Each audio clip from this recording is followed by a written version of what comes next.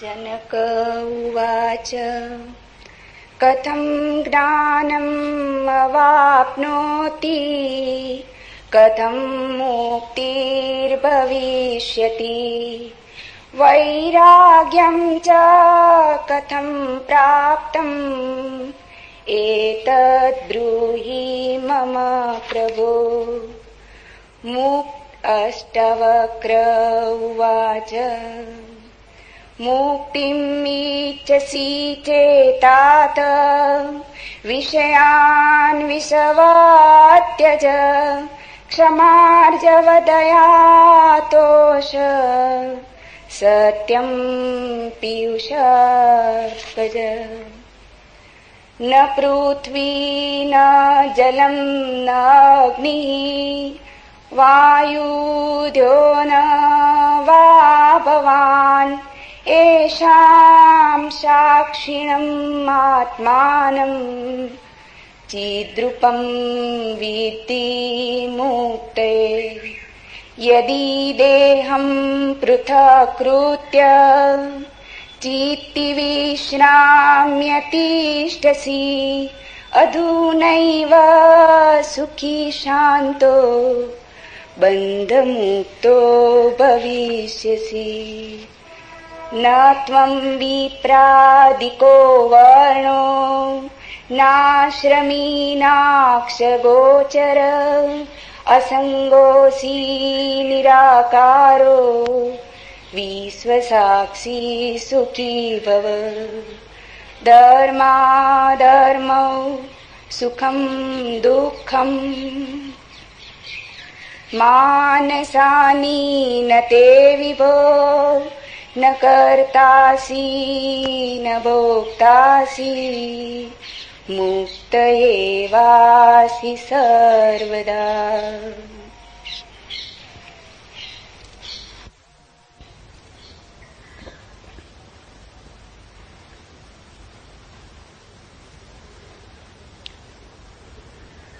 एक अनूठी यात्रा पर हम निकलते हैं।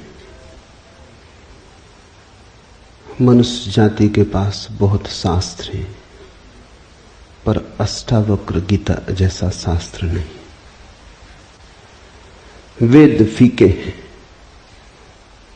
उपनिषद बहुत धीमी आवाज में बोलते हैं। गीता में भी ऐसा गौरव नहीं जैसा अष्टावक्र की संहिता में। कुछ बात ही अनूठी है। सबसे बड़ी बात तो यह है कि न समाज, न राजनीति, न जीवन की किसी और व्यवस्था का कोई प्रभाव अष्टावक्र के वचनों पर है। इतना शुद्ध भावातीत वक्तव्य है, समय और काल से अतीत, दूसरा नहीं। शायद इसीलिए अष्टावक्र की गीता, अष्टावक्र की संहिता का बहुत प्रभाव नहीं पड़ा। कृष्ण की गीता का बहुत प्रभाव पड़ा। पहला कारण, कृष्ण की गीता समन्वय है। सत्य की उतनी चिंता नहीं जितनी समन्वय की चिंता है।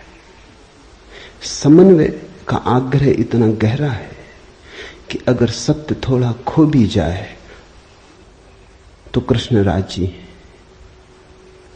कृष्ण की गीता खिचड़ी जैसी है, इसलिए सभी को भाती है, क्योंकि सभी का कुछ ना कुछ उसमें मौजूद है। ऐसा कोई संप्रदाय खोजना मुश्किल है जो गीता में अपनी वाणी न खोज ले। ऐसा कोई व्यक्ति खोजना मुश्किल है जो गीता में अपने लिए कोई सहारा न खोज ले। इन सब के लिए अष्टावक्र की गीता बड़ी कठिन होगी। अष्टावक्र समन्वयवादी नहीं, सत्यवादी। सत्य जैसा है वैसा कहा है, बिना किसी लाग लपेट के। सुनने वाले की चिंता नहीं, सुनने वाला समझेगा नहीं समझेगा इसकी भी चिंता नहीं। सत्य का ऐसा शुद्धतम वक्तव्य न पहले कहीं हुआ न फिर बाद में कभी हो सका। कृष्ण की गीता लोगों को प्रिय है क्योंकि अपना अर्थ निकाल लेना बहुत सुगम है। कृष्ण की गीता काव्यात्मक है। 2 2 5 भी हो सकते हैं, 2 2 3 भी हो सकते हैं। अष्टावक्र के साथ कोई खेल संभव नहीं, वहां 2 2 4 ही होते। अष्टावक्र का वक्तव्य शुद्ध गणित का वक्तव्य है। वहां काव्य को जरा भी जगह नहीं, वहां कविता के लिए जरा सी भी छूट नहीं। जैसा है वैसा कहा है, किसी तरह का समझौता नहीं। कृष्ण की गीता पढ़ो तो भक्त अपना अर्थ निकाल लेता है, क्योंकि कृष्ण ने भक्ति की भी बात की। कर्मयोगी अपना अर्थ निकाल लेता है, क्योंकि कृष्ण ने कर्मयोग की भी बात की है। ज्ञानी अपना अर्थ निकाल लेता है, क्योंकि कृष्ण ने ज्ञान की भी बात की। कृष्ण कहीं भक्ति को सर्वश्रेष्ठ कहते हैं, कहीं ज्ञान को सर्वश्रेष्ठ कहते हैं, कहीं कर्म को सर्वश्रेष्ठ कहते हैं। कृष्ण का वक्तव्य बहुत राजनीतिक है। वो राजनेता थे, कुशल राजनेता थे। सिर्फ राजनेता थे इतना ही कहना उचित नहीं, कुटिल राजनीतिज्ञ थे, डिप्लोमैट थे। उनके वक्तव्य में बहुत सी बातों का ध्यान रखा गया, इसलिए सभी को गीता भा जाती है। इसलिए तो गीता पर हजारों टीकाएं हैं, अष्टावक्र पर कोई चिंता नहीं करता, क्योंकि अष्टावक्र के साथ राजी होना हो तो तुम्हें अपने को छोड़ना पड़ेगा। बेशर्त तुम अपने को न ले जा सकोगे, तुम पीछे रहोगे तो ही जा सकोगे। कृष्ण के साथ तुम अपने को ले जा सकते हो। कृष्ण के साथ तुम्हें बदलने की कोई भी जरूरत नहीं। कृष्ण के साथ तुम मौजू पड़ सकते हो।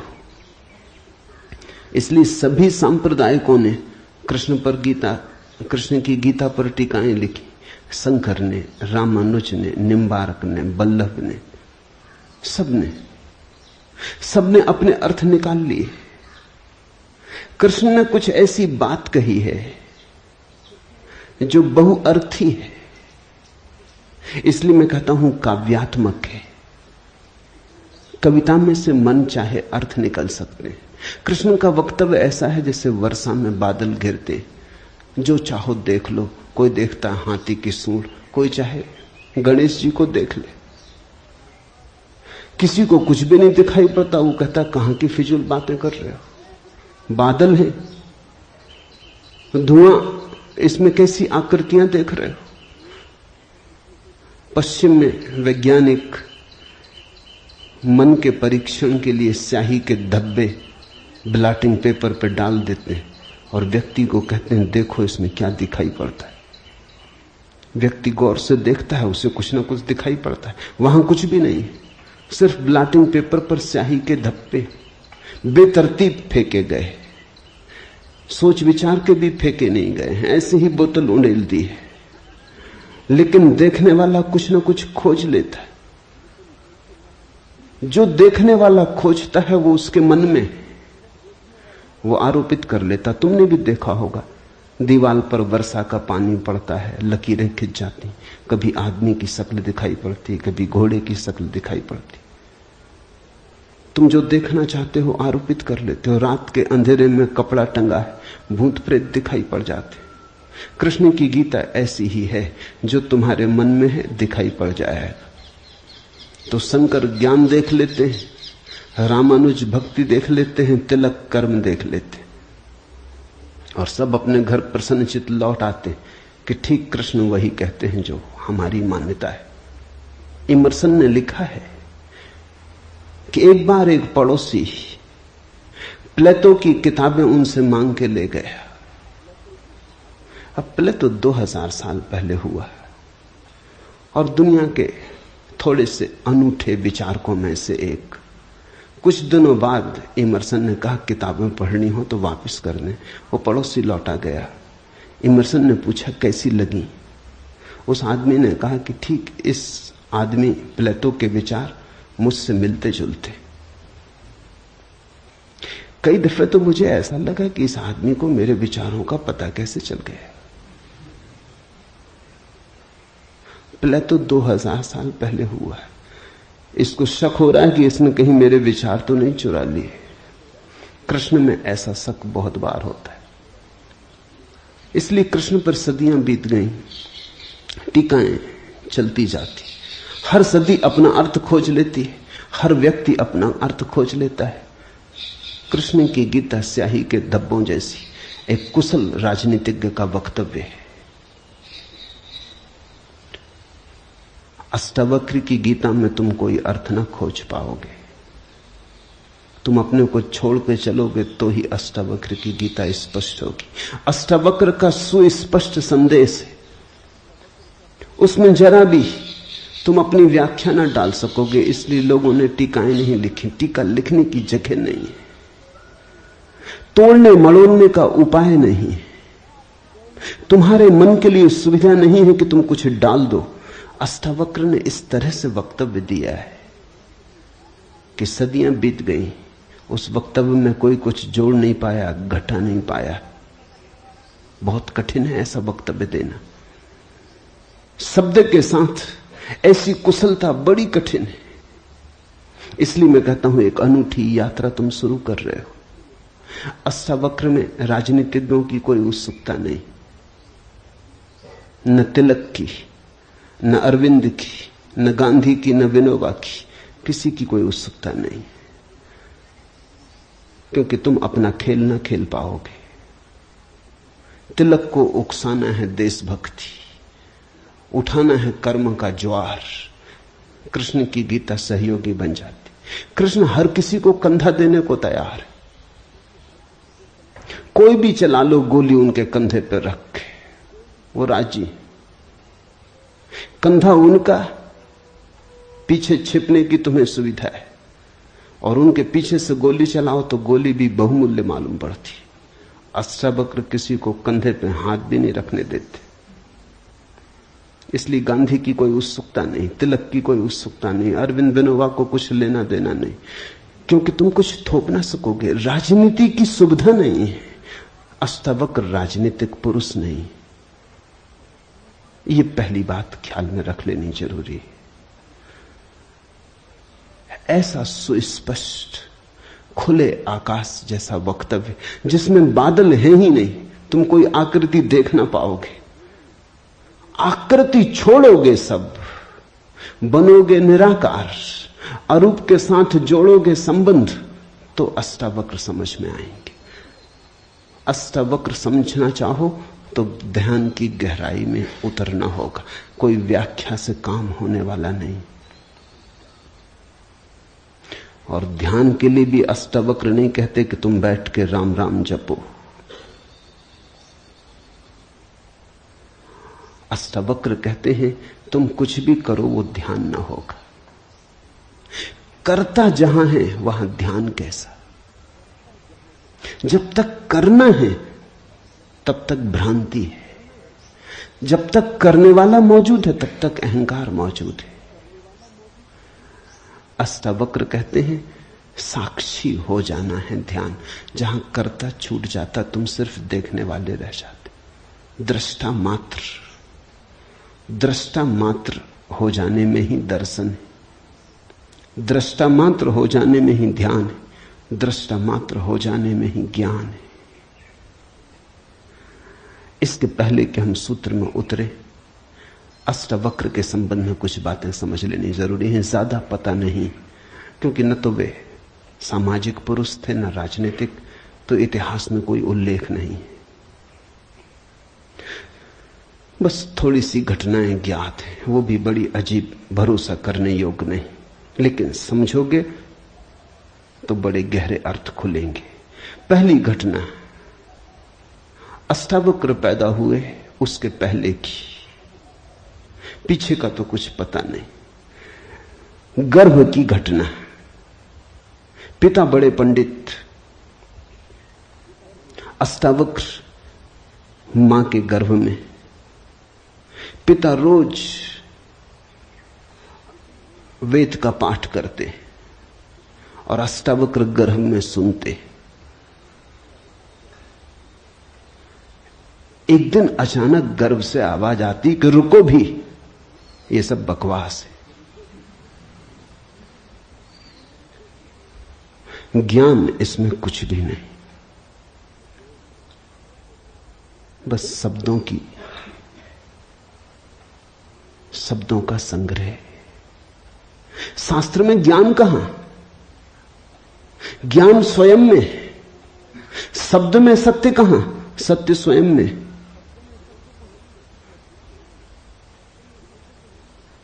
पिता स्वभावतः नाराज हुए। एक तो पिता, फिर पंडित, और गर्भ में छिपा हुआ बेटा इस तरह की बात कहे, अभी पैदा भी नहीं हुआ। क्रोध में आ गए, आग बबूला हो गए। पिता का अहंकार चोट खा गया। फिर पंडित का अहंकार। बड़े पंडित थे, बड़े विवादी थे, शास्त्रार्थी थे। क्रोध में अभिशाप दे दिया कि जब पैदा होगा तो 8 अंगों से टेढ़ा होगा, इसलिए नाम अष्टावक्र। 8 जगह से कुबड़े पैदा हुए, 8 जगह से ऊंट की भांति इर्छे तिरछे। पिता ने क्रोध में शरीर को विक्षत कर दिया। ऐसी और भी कथाएं हैं। कहते हैं बुद्ध जब पैदा हुए तो खड़े खड़े पैदा हुए। मां खड़ी थी वृक्ष के तले, खड़े खड़े मां खड़ी थी, खड़े खड़े पैदा हुए। जमीन पर गिरे नहीं कि चले, 7 कदम चले। 8वें कदम पर रुककर 4 आर्य सत्यों की घोषणा की कि जीवन दुख है। अभी 7 कदम ही चले हैं पृथ्वी पर कि जीवन दुख है, कि दुख से मुक्त होने की संभावना है, कि दुख मुक्ति का उपाय है, कि दुख मुक्ति की अवस्था है, निर्वाण की अवस्था है। लाओत्सु के संबंध में कथा है कि लाओत्सु बूढ़े पैदा हुए, 80 वर्ष के पैदा हुए, 80 वर्ष तक गर्भ में ही रहे। कुछ करने की चाह ही न थी तो गर्भ से निकलने की चाह भी न हुई। कोई वासना ही न थी तो संसार में आने की भी वासना न हुई। जब पैदा हुए तो सफेद बाल थे, 80 वर्ष के बूढ़े थे।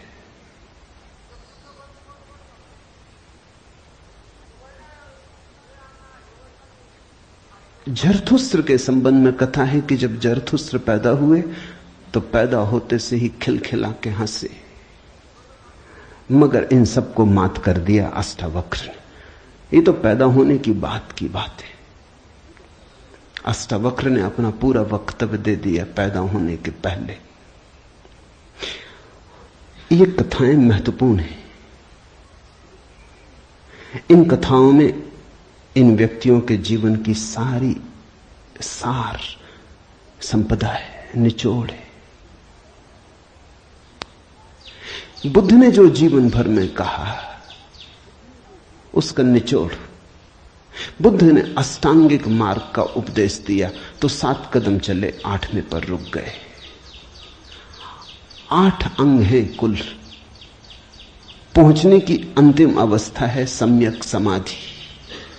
उस समाधि की अवस्था में ही पता चलता है जीवन के पूरे सत्य का। वो 4 आर्य सत्यों की घोषणा करती। लाओत्सु बूढ़ा पैदा हुआ। लोगों को 80 साल लगते हैं, तब भी ऐसी समझ नहीं आ पाती। बूढ़े होकर भी लोग बुद्धिमान कहां हो पाते। बूढ़ा होना और बुद्धिमान होना पर्यायवाची तो नहीं। बाल तो धूप में भी पकाए जा सकते हैं। लाओत्सु की कथा इतना ही कहती है कि अगर जीवन में त्वरा हो तीव्रता हो तो जो 80 साल में घटता है वो एक क्षण में घट सकता है। प्रज्ञा की तीव्रता हो तो एक क्षण में घट सकता है। बुद्धि मलिन हो तो 80 साल में भी कहां घटता है। जरथुस्त्र जन्म के साथ ही हंसे। जरथुस्त्र का धर्म अकेला धर्म है दुनिया में जिसको हंसता हुआ धर्म कह सकते। अति पार्थिव पृथ्वी का धर्म है। इसलिए तो पारसी दूसरे धार्मिकों को धार्मिक नहीं मालूम होते, नाचते गाते प्रसन्न।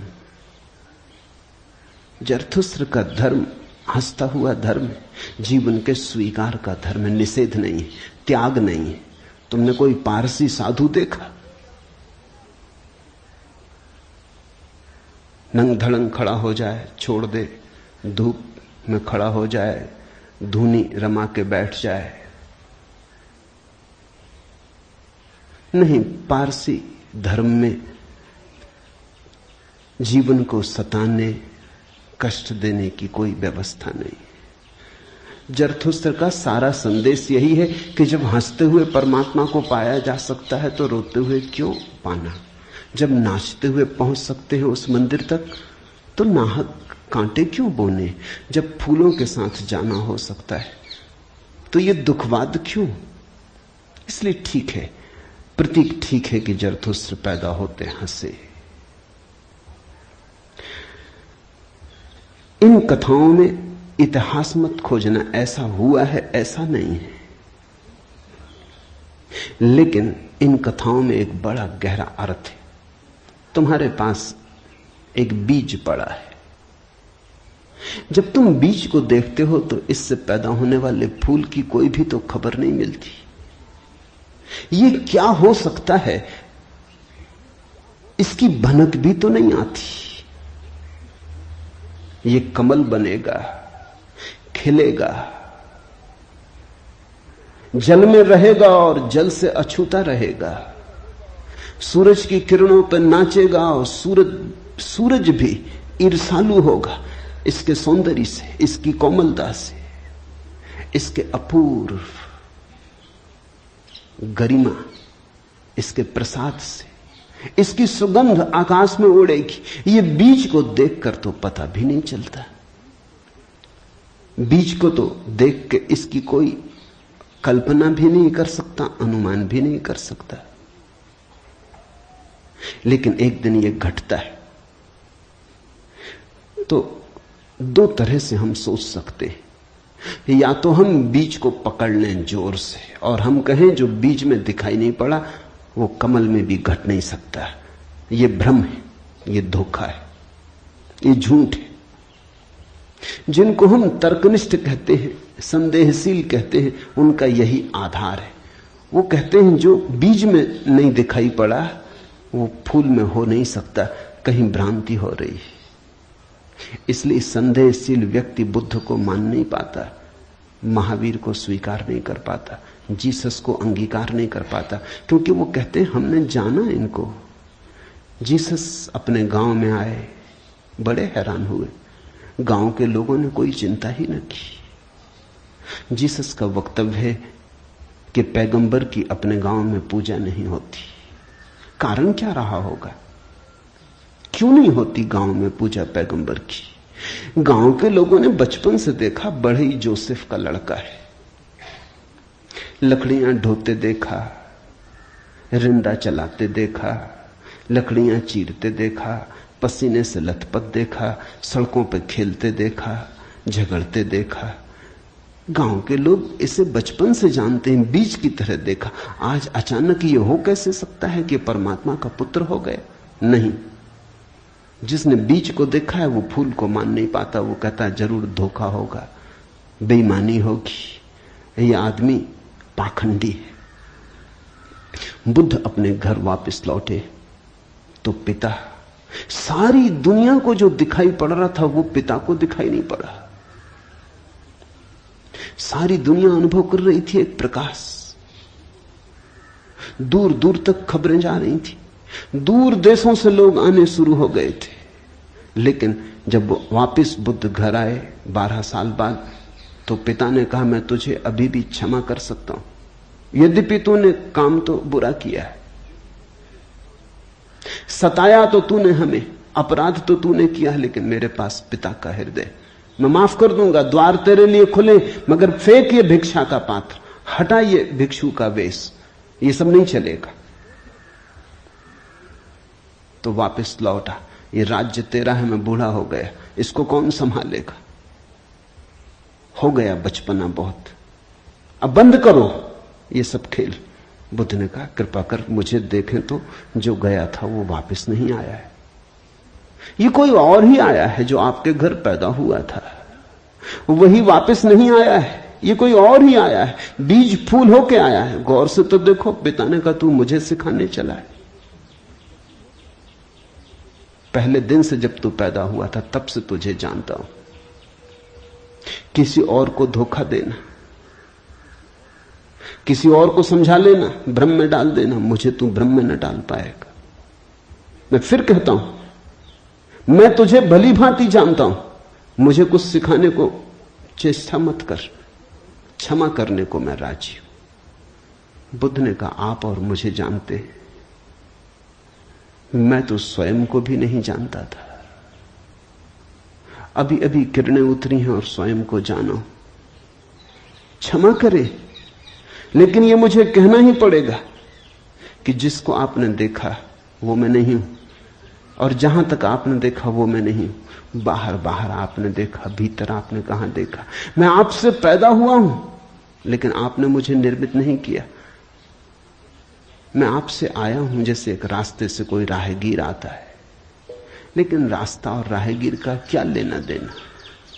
कल रास्ता कहने लगे कि मैं तुझे पहचानता हूं, तू मेरे ही से तो होकर आया। ऐसे ही आप कह रहे हैं, आपके पहले भी मैं था, जन्मों जन्मों से मेरी यात्रा चल रही, आपसे गुजरा जरूर, ऐसा मैं औरों से भी गुजरा हूं, और भी मेरे पिता थे, और भी मेरी माताएं थी, लेकिन मेरा होना बड़ा अलग थलग है, कठिन है, बहुत अति कठिन है। अगर बीज देखा तो फूल पे भरोसा नहीं आता। एक तो ढंग है अश्रद्धालु का, तर्कवादी का, संदेहशील का, कि वो कहता है बीज को हम पहचानते हैं तो फूल हो नहीं सकता, हम कीचड़ को जानते हैं, उस कीचड़ से कमल हो कैसे सकता है? सब गलत, सपना होगा, भ्रांति होगी, किसी मोहजाल में पड़ गए होगे, किसी ने धोखा दे दिया, कोई जादू, कोई तिलिस्म। एक तो ये रास्ता है।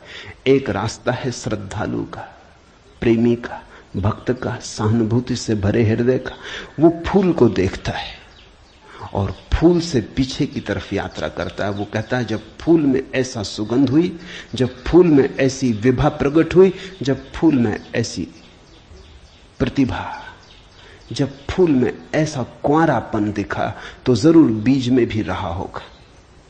क्योंकि जो फूल में हुआ है वो बीज में न हो तो हो ही नहीं सकता। ये सारी कथाएं घटी हैं, ऐसा नहीं।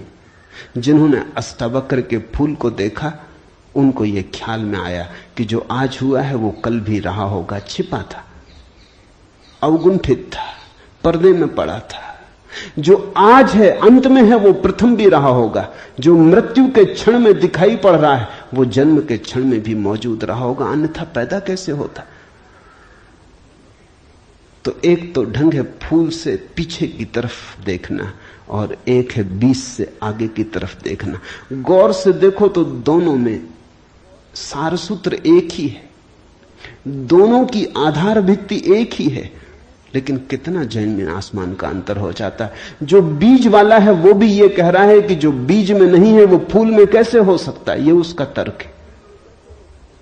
फूल वाला भी यही कह रहा है, वो कह रहा है जो फूल में है वो बीज में भी होना ही चाहिए। दोनों का तर्क तो एक है, लेकिन दोनों के देखने के ढंग अलग है।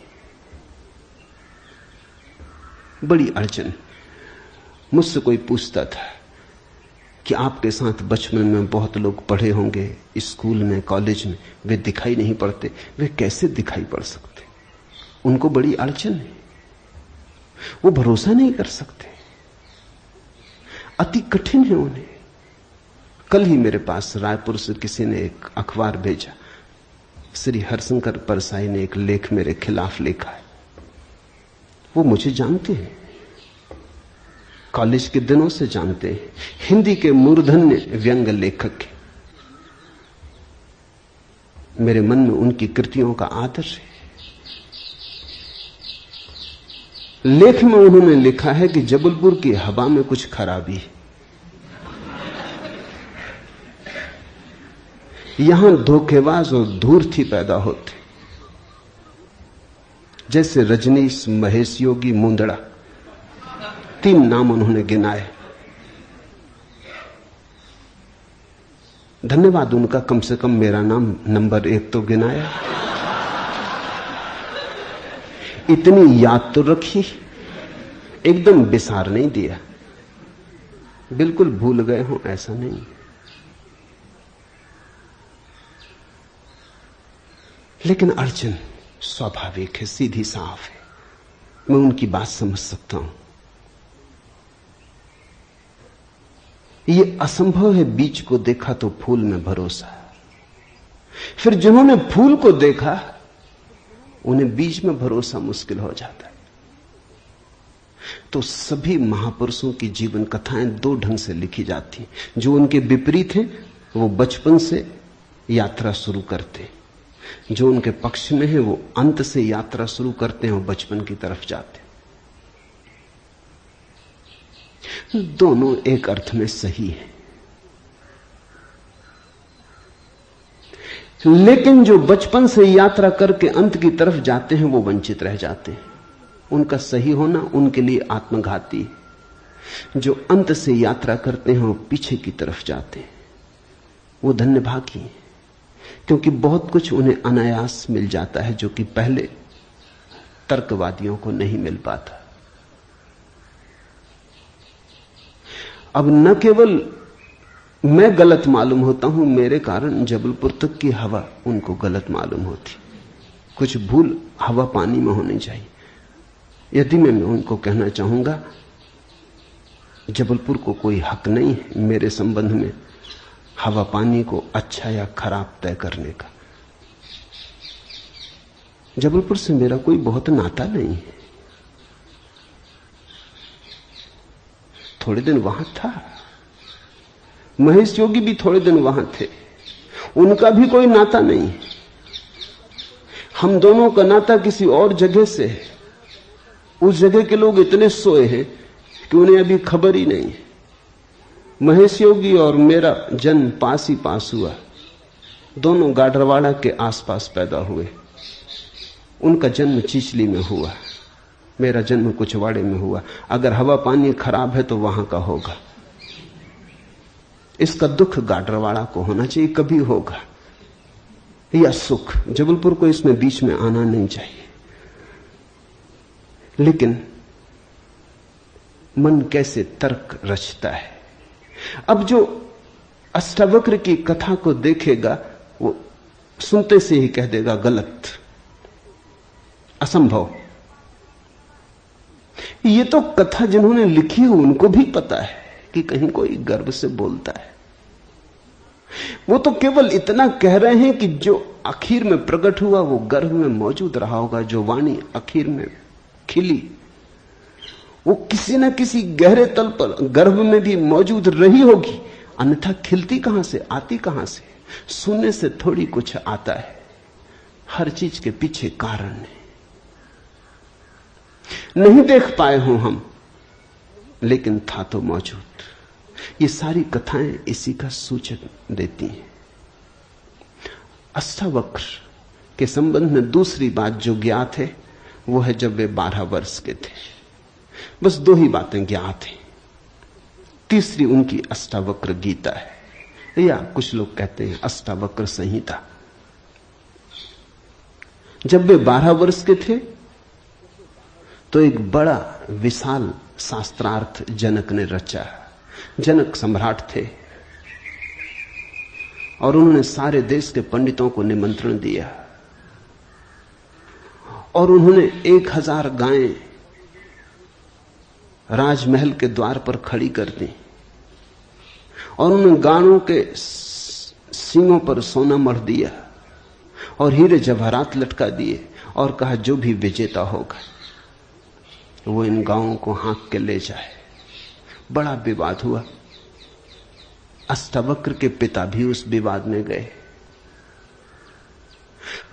खबर आई सांझ होते होते कि पिता हार रहे हैं। सबसे तो जीत चुके थे, वंदिन नाम के एक पंडित से हारे जा रहे हैं। ये खबर सुन के अष्टावक्र भी राजमहल पहुंच गया। सभा सजी थी। विवाद अपनी आखिरी चरम अवस्था में था। निर्णायक घड़ी करीब आती थी। पिता के हारने की स्थिति बिल्कुल पूरी तय हो चुकी थी। अब हारे तब हारे की अवस्था थी। अष्टावक्र दरबार में भीतर चला गया। पंडितों ने उसे देखा। महापंडित इकट्ठे थे। उसका 8 अंगों से टेढ़ा मेढ़ा शरीर, वो चलता तो भी देख के लोगों को हंसी आती। उसका चलना भी बड़ा हास्यास्पद था। सारी सभा हंसने लगी। अष्टावक्र भी खिल के हंसा। जनक ने पूछा, और सब हंसते हैं वो तो मैं समझ गया क्यों हंसते हैं, लेकिन बेटे तू क्यों हंसा? अष्टावक्र ने कहा, मैं इसलिए हंस रहा हूं कि इन चम्हारों की सभा में सत्य का निर्णय हो रहा है। बड़ा आदमी अनूठा रहा होगा। ये चम्हार यहां क्या कर रहे हैं? सन्नाटा छा गया। चम्हार? सम्राट ने पूछा, तेरा मतलब? उसने कहा, सीधी सी बात है, इनको चमड़ी ही दिखाई पड़ती, मैं नहीं दिखाई पड़ता। मुझसे सीधा साधा आदमी खोजना मुश्किल है, वो तो इनको दिखाई ही नहीं पड़ता। इनको आड़ा टेढ़ा शरीर दिखाई पड़ता है। ये चम्हार है, ये चमड़ी के पारखी। राजन, मंदिर के टेढ़े होने से कहीं आकाश टेढ़ा होता है?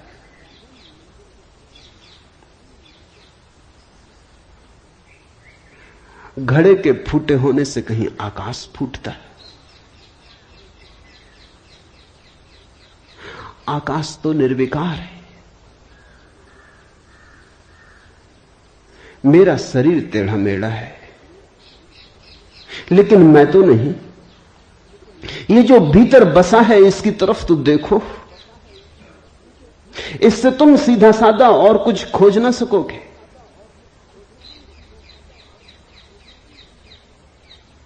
ये बड़ी चौंकाने वाली घोषणा थी। सन्नाटा छा गया होगा। जनक प्रभावित हुआ, झटका खाया। निश्चित ही कहां चम्हारों की भीड़ इकट्ठी करके बैठा है। खुद पे भी पश्चाताप हुआ, अपराध लगा कि मैं भी हंसा। उस दिन तो कुछ न कहते बना, लेकिन दूसरे दिन सुबह जब सम्राट घूमने निकला था तो राह पर अष्टावक्र दिखाई पड़ा। उतरा, घोड़े से पैरों में गिर पड़ा। सबके सामने तो हिम्मत न जुटा पाया। एक दिन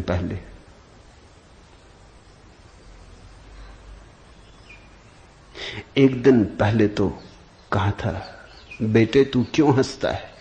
12 साल का लड़का था। उम्र तौली थी, आज उम्र नहीं तौली। आज घोड़े से उतर गया, पैर पर गिर पड़ा, साष्टांग दंडवत, और कहा, पधारें राजमहल, मेरी जिज्ञासाओं का समाधान करें। हे प्रभु, आए मेरे घर। बात मेरी समझ में आ गई। रात भर में सो ना सका। ठीक ही कहा, शरीर को ही जो पहचानते हैं उनकी पहचान गहरी कहां। आत्मा के संबंध में विवाद कर रहे हैं और अभी भी शरीर में रस और विरस पैदा होता है, घृणा, आकर्षण पैदा होता है। मर्त्य को देख रहे हैं, अमृत की चर्चा करते हैं। धन्य भाग मेरे कि आप आए और मुझे चौंकाया, मेरी नींद तोड़ दी। अब पधारो। राजमहल में उसने बड़ी सजावट कर रखी थी। स्वर्ण सिंहासन पर बिठाया था इस 12 साल के अष्टावक्र को और उससे जिज्ञासा की, पहला सूत्र जनक की जिज्ञासा है। जनक ने पूछा है, अष्टावक्र ने समझाया है। इससे ज्यादा अष्टावक्र के संबंध में और कुछ पता नहीं है, और कुछ पता होने की जरूरत भी नहीं। काफी है, इतना बहुत है। हीरे बहुत होते भी नहीं, कंकड़ पत्थर ही बहुत होते हैं। हीरा एक भी काफी होता है। ये दो छोटी सी घटनाएं हैं। एक तो जन्म के पहले की गर्भ से आवाज और घोषणा कि क्या पागलपन में पड़े हो, शास्त्र में उलझे हो, शब्द में उलझे हो, जागो। ये ज्ञान नहीं है, ये सब उधार है, ये सब बुद्धि का ही जाल है, अनुभव नहीं है। इसमें रंच मात्र भी सार नहीं है। कब तक अपने को भरमाए रखोगे? और दूसरी घटना, राजमहल में हंसना पंडितों का और कहना अष्टावक्र का कि जीवन में देखने की दो दृष्टियां हैं, एक आत्मदृष्टि, एक चर्म दृष्टि। चम्हार चमड़ी को देखता है, प्रज्ञावान आत्मा को देखता है। तुमने गौर किया? चम्हार तुम्हारे चेहरे की तरफ देखते नहीं, वो जूते को ही देखता। असल में चम्हार जूते को देख के सब पहचान लेता तुम्हारे संबंध में कि आर्थिक हालत कैसी है, सफलता मिल रही कि विफलता मिल रही, भाग्य कैसा चल रहा, वो सब जूते में लिखा है। जूते की सिलवटें कह देती, जूते की दशा कह देती। जूते में तुम्हारी आत्मकथा लिखी, चम्हार पढ़ लेता। जूते में चमक, जूते का ताजा और नया होना चम्हार तुमसे प्रसन्नता से मिलता है। जूता ही उसके लिए तुम्हारी आत्मा का सबूत है। दर्जी कपड़े देखता है, तुम्हारा कोट कपड़ा देख के समझ लेता हालत कैसी। सबकी अपनी बंधी हुई दृष्टियां हैं। सिर्फ आत्मवान ही आत्मा को देखता है, उसकी कोई दृष्टि नहीं है, उसके पास दर्शन है। एक छोटी घटना और जो अष्टावक्र के जीवन से संबंधित नहीं, रामकृष्ण और विवेकानंद के जीवन से संबंधित है, लेकिन अष्टावक्र से उसका जोड़ है। फिर हम सूत्रों में प्रवेश करें। विवेकानंद रामकृष्ण के पास आए तब उनका नाम नरेंद्रनाथ था। विवेकानंद तो बाद में रामकृष्ण ने उनको पुकारा। जब आए रामकृष्ण के पास तो अति विवादी थे, नास्तिक थे, तर्कवादी थे, हर चीज के लिए प्रमाण चाहते थे। कुछ चीजें हैं जिनके लिए कोई प्रमाण नहीं, मजबूरी है। परमात्मा के लिए कोई प्रमाण नहीं है और प्रमाण नहीं। प्रेम के लिए कोई प्रमाण नहीं है और प्रमाण नहीं। सौंदर्य के लिए कोई प्रमाण नहीं है और प्रमाण नहीं है। अगर मैं कहूं देखो ये खजूरेना के वृक्ष कैसे सुंदर, और तुम कहो हमें तो कोई सौंदर्य दिखाई नहीं पड़ता, वृक्ष जैसे वृक्ष, सिद्ध करें, मुश्किल हो जाएगी। कैसे सिद्ध करें कि सुंदर है? सुंदर होने के लिए सौंदर्य की परख चाहिए और तो कोई उपाय नहीं। आंख चाहिए और तो कोई उपाय नहीं। कहते हैं मजनू ने कहा कि लैला को जानना हो तो मजनू की आंख चाहिए। ठीक कहा, लैला को देखने का और कोई उपाय ही नहीं। मजनू को बुलाया था उसके गांव के राजा ने और कहा था तू पागल है, मैं तेरी लैला को जानता हूं, साधारण सी लड़की है, काली कलूटी, कुछ खास नहीं, तुझ पे मुझे दया आती। ये मेरे राजमहल की 12 लड़कियां खड़ी, ये इस देश की सुंदरतम स्त्रियां, इनमें से तू कोई भी चुन ले, ये तुझे रोते देख के मेरा भी प्राण रोता है। उसने देखा और उसने कहा इनमें तो लैला कोई भी नहीं, ये तो लैला के मुकाबले तो दूर, उसके चरण की धूल भी नहीं। सम्राट कहने लगा मजनू तू पागल है। मजनू ने कहा यह हो सकता है, लेकिन एक बात आपसे कहना चाहता हूं, लैला को देखना हो तो मजनू की आंख चाहिए।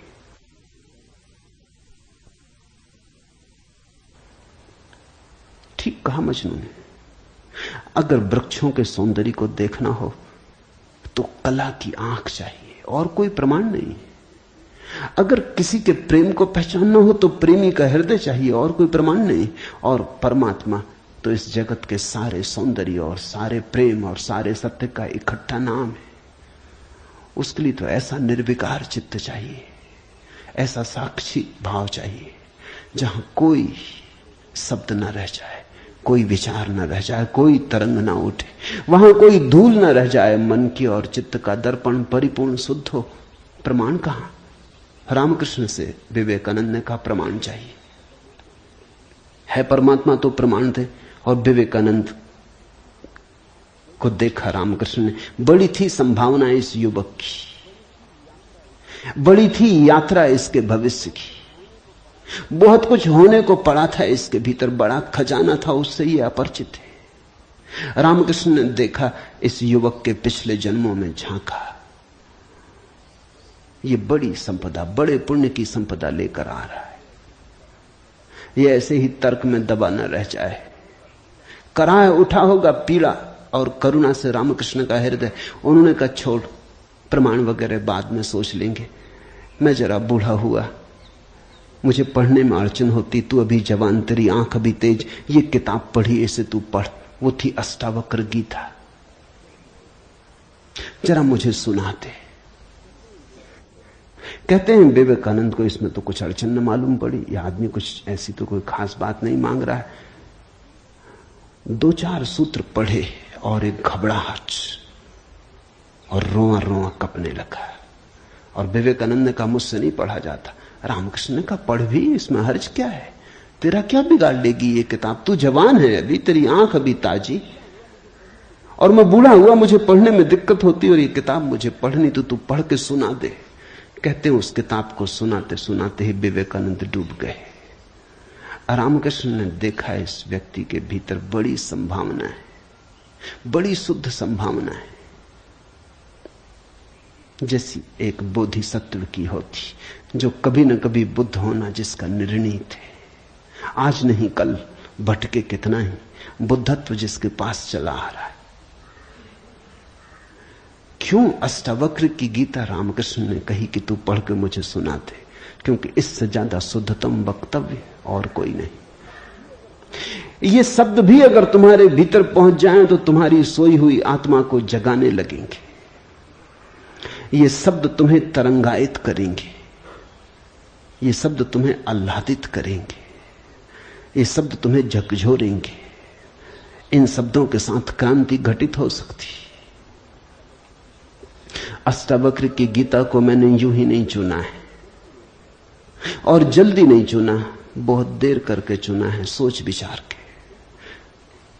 दिन थे जब मैं कृष्ण की गीता पर बोला, क्योंकि भीड़ भाड़ मेरे पास थी। भीड़ भाड़ के लिए अष्टावक्र गीता का कोई अर्थ न था। बड़ी चेष्टा करके भीड़ भाड़ से छुटकारा पाया है। अब तो थोड़े से विवेकानंद यहां हैं, अब तो उनसे बात करनी है जिनकी बड़ी संभावना है। उन थोड़े से लोगों के साथ मेहनत करनी है जिनके साथ मेहनत का परिणाम हो सकता है। अब हीरे तराशने, कंकड़ पत्थरों पर यह छेनी खराब नहीं करनी, इसलिए चुनी है अष्टावक्र की गीता। तुम तैयार हुए हो इसलिए चुनी। पहला सूत्र, जनक ने कहा, हे प्रभु, पुरुष ज्ञान को कैसे प्राप्त होता है, और मुक्ति कैसे होगी, और वैराग्य कैसे प्राप्त होगा, यह मुझे कहिए। एतत् मम ब्रूहि प्रभो, मुझे समझाएं प्रभु। 12 साल के लड़के से सम्राट जनक का कहना, हे प्रभु भगवान मुझे समझाएं। एतत् मम ब्रूहि, मुझे ना समझ को कुछ समझ दें, मुझे अज्ञानी को जगाएं। 3 प्रश्न पूछे हैं। कथम ज्ञानम, कैसे होगा ज्ञान? साधारणता तो हम सोचेंगे कि यह भी कोई पूछने की बात है, किताबों में भरा पड़ा है। जनक भी जानता था किताबों में भरा पड़ा है वो ज्ञान नहीं, वो केवल ज्ञान की धूल है, राख है। ज्ञान की ज्योति जब जलती है तो पीछे राख छूट जाती, राख इकट्ठी होती चली जाती, शास्त्र बन जाती। वेद राख है। कभी जलते हुए अंगारे थे, ऋषियों ने उन्हें अपनी आत्मा में जलाया था, फिर राख रह गए। फिर राख संयोजित की जाती, संग्रहित की जाती, सुव्यवस्थित की जाती। जैसे जब आदमी मर जाता है तो हम उसकी राख इकट्ठी कर लेते हैं, उसको फूल कहते हैं। बड़े मजेदार लोग हैं जिंदगी में जिसको फूल नहीं कहा। उसकी हड्डी वड्डियां इकट्ठी कर लाते हैं, कहते फूल संजोला है, फिर संभाल कर रखते हैं, मंजूसा बनाते हैं। जिसको जिंदगी में कभी फूल का आदर नहीं दिया, जिसको जिंदगी में कभी फूल की तरह देखा नहीं, जब मर जाता है आदमी पागल है, तब उसकी हड्डी को, राख को फूल कहते। ऐसे ही जब कोई बुद्ध जीवित होता है तब तुम सुनते नहीं। जब कोई महावीर तुम्हारे बीच से गुजरता है तब तुम नाराज होते हो। लगता है यह आदमी तुम्हारे सपने तोड़ रहा है या तुम्हारी नींद में दखल डाल रहा है। ये कोई जगाने का वक्त है? अभी अभी तो सपना आना शुरू हुआ था, अभी अभी तो जरा जीतना शुरू किया था जिंदगी में, अभी अभी तो दांव ठीक लगने लगे थे, तीर ठीक ठीक जगह पड़ने लगा था, और ये सज्जन आ गए। ये कहते हैं सब आसार है। अभी अभी तो चुनाव जीते थे, पद पे पहुंचने का रास्ता बना था, और ये महापुरुष आ गए। ये कहते हैं ये सब सपना है, इसमें कुछ सार नहीं, मौत आएगी सब छीन लेगी। और छोड़ो भी, जब मौत आएगी तब देखेंगे। बीच में तो इस तरह की बातें मत उठाओ। लेकिन जब महावीर मर जाते, बुद्ध मर जाते, तब उनकी राख को हम इकट्ठी कर लेते, फिर हम धम्म पद बनाते, वेद बनाते, फिर हम पूजा के फूल चढ़ाते। जनक भी जानता था कि शास्त्रों में सूचनाएं भरी पड़ी, लेकिन उसने पूछा कथम ज्ञानम, कैसे होगा ज्ञान? क्योंकि कितना ही जान लो ज्ञान तो होता ही नहीं। जानते जाओ, शास्त्र कंठस्थ कर लो, तोते बन जाओ, एक एक सूत्र याद हो जाए, पूरे वेद स्मृति में छप जाएं, फिर भी ज्ञान तो होता नहीं। कथम ज्ञानम, कैसे होता ज्ञान? कथम मुक्ति, मुक्ति कैसे होगी? क्योंकि जिसको तुम ज्ञान कहते हो वो तो बांध लेता उल्टे, मुक्त कहां करता। ज्ञान तो वही है जो मुक्त करे। जीसस ने कहा है सत्य वही है जो मुक्त करे। ज्ञान तो वही है जो मुक्त करे। ये ज्ञान की कसौटी है। पंडित मुक्त तो दिखाई नहीं पड़ता, बंधा दिखाई पड़ता है, मुक्ति की बातें करता है, मुक्त दिखाई नहीं पड़ता है, हजार बंधनों में बंधा हुआ मालूम पड़ता है। तुमने कभी गौर किया, तुम्हारे तथाकथित संत तुमसे भी ज्यादा बंधे हुए मालूम पड़ते। तुम शायद थोड़े बहुत मुक्त भी हो, तुम्हारे संत तुमसे भी ज्यादा बंधे, लकीर के फकीर हैं। न उठ सकते स्वतंत्रता से, न बैठ सकते स्वतंत्रता से, न जी सकते स्वतंत्रता से।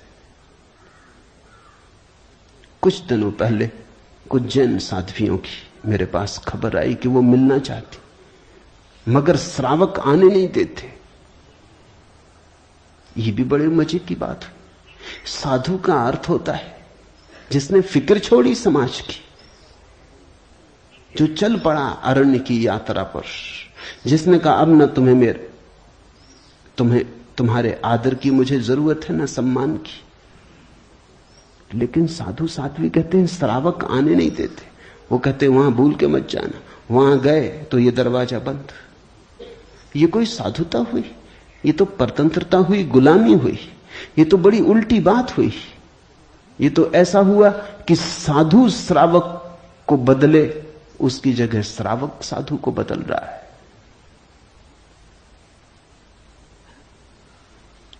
एक मित्र ने आके मुझे कहा, एक जैन साध्वी आपकी किताबें पढ़ती लेकिन चोरी से। टेप भी सुनना चाहती लेकिन चोरी से। और अगर कभी किसी के सामने आपका नाम भी ले दो तो वो इस तरह हो जाती जैसे उसने कभी आपका नाम सुना ही नहीं। ये मुक्ति हुई।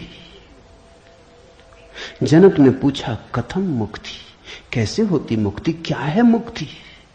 उस ज्ञान को मुझे समझाएं जो मुक्त कर देता है। स्वतंत्रता मनुष्य की सबसे महत्वपूर्ण आकांक्षा है। सब पालो लेकिन गुलामी अगर रही तो छिदती है। सब मिल जाए, स्वतंत्रता ना मिले तो कुछ भी नहीं मिला। मनुष्य चाहता है खुला आकाश, कोई सीमा ना हो। वो मनुष्य की अंतरतम निगूढ़तम आकांक्षा है, जहां कोई सीमा ना हो, कोई बाधा ना हो। इसी को परमात्मा होने की आकांक्षा कहो, मोक्ष की आकांक्षा कहो। हमने ठीक शब्द चुना है, मोक्ष। दुनिया की किसी भाषा में ऐसा प्यारा शब्द नहीं। स्वर्ग, फिरदौस, इस तरह के शब्द हैं, लेकिन उन शब्दों में मोक्ष की कोई धुन नहीं है। मोक्ष का संगीत ही अनूठा है। उसका अर्थ ही केवल इतना है, ऐसी परम स्वतंत्रता जिस पर कोई बाधा नहीं है। स्वतंत्रता इतनी शुद्ध कि जिस पे कोई सीमा नहीं। पूछा जनक ने कैसे होगी मुक्ति और कैसे होगा वैराग्य? हे प्रभु मुझे समझाकर कहिए। अष्टावक्र ने गौर से देखा होगा जनक की तरफ, क्योंकि गुरु के लिए वही पहला काम है कि जब कोई जिज्ञासा करे तो वो गौर से देखे जिज्ञासा किस स्रोत से आती, पूछने वाले ने क्यों पूछा है।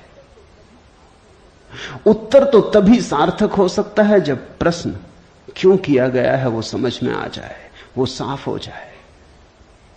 ध्यान रखना, सद्ज्ञान को उपलब्ध व्यक्ति, सद्गुरु तुम्हारे प्रश्न का उत्तर नहीं देता, तुम्हें उत्तर देता है। तुम क्या पूछते हो इसकी फिक्र कम है, तुमने क्यों पूछा है, तुम्हारे पूछने के पीछे अंतर चेतन में छिपा हुआ जाल क्या है, तुम्हारे प्रश्नों की आड़ में वस्तुतः कौन सी आकांक्षा छिपी है।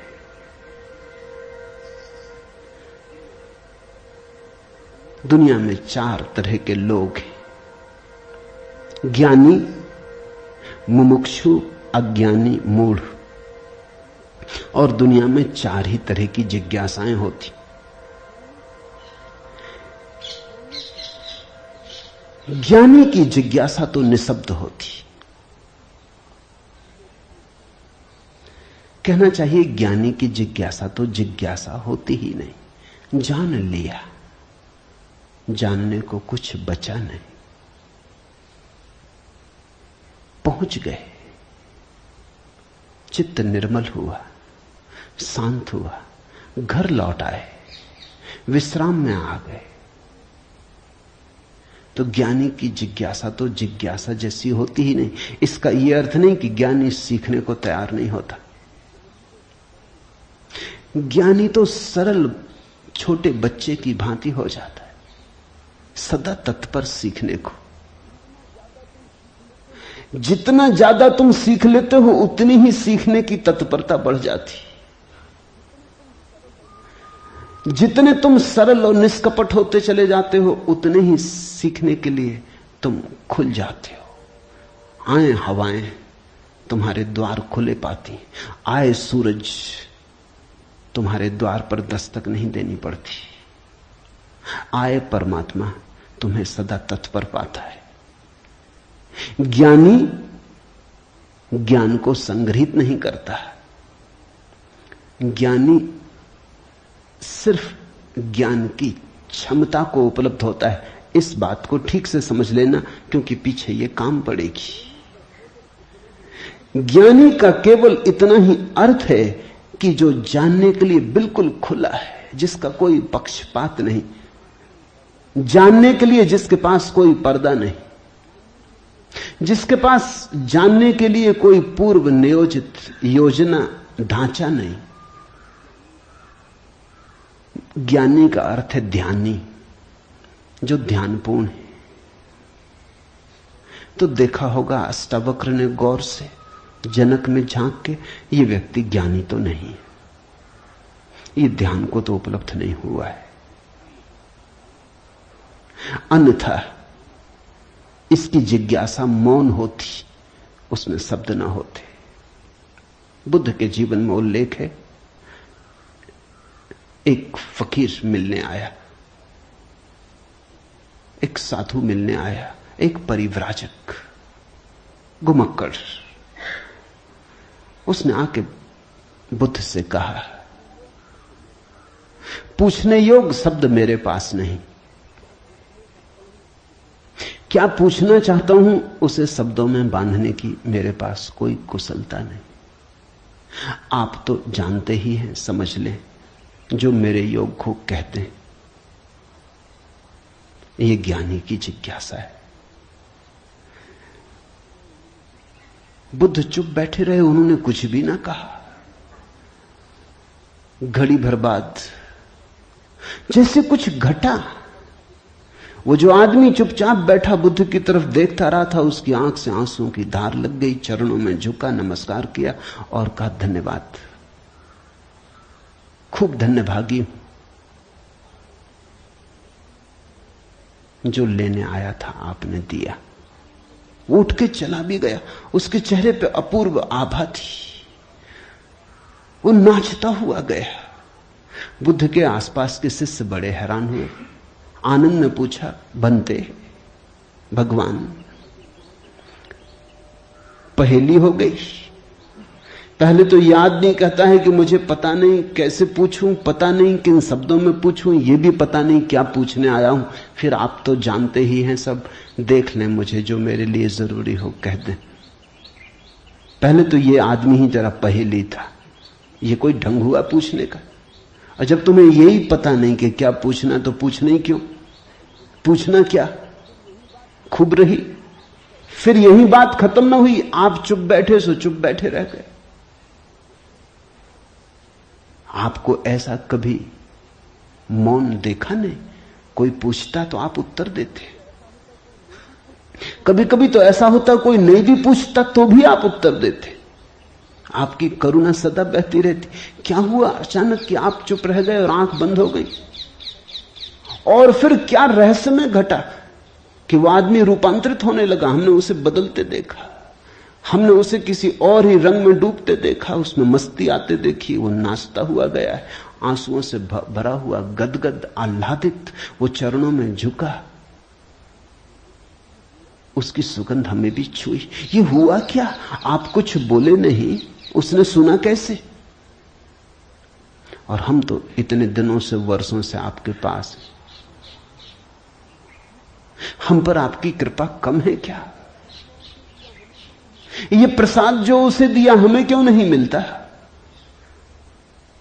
लेकिन ध्यान रहे, उतना ही मिलता है जितना तुम ले सकते हो। बुद्ध ने कहा, सुनो, घोड़े, आनंद से घोड़े की बात की क्योंकि आनंद छत्री था, बुद्ध का चचेरा भाई था और बचपन से ही घोड़े का बड़ा शौक था। उसे घुड़सवार था, प्रसिद्ध घुड़सवार था, प्रतियोगी था बड़ा।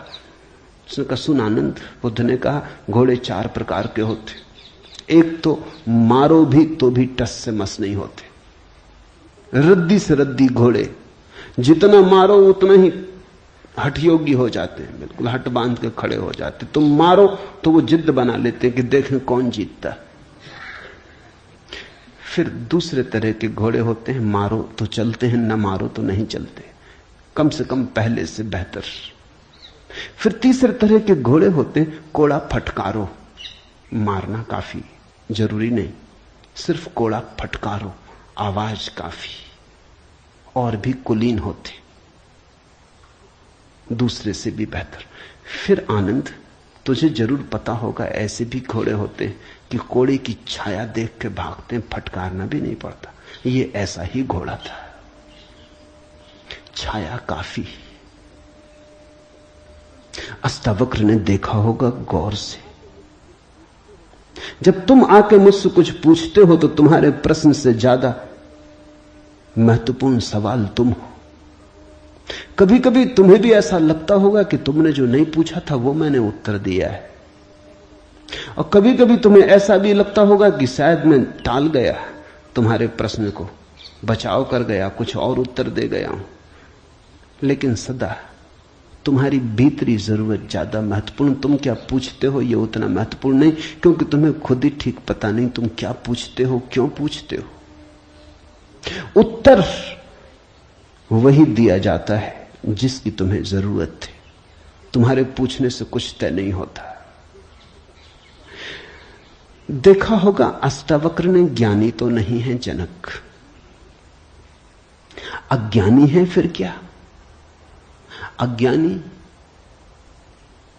भी नहीं है, क्योंकि अज्ञानी तो अकड़ा से भरा होता है। अज्ञानी तो झुकना जानता ही नहीं।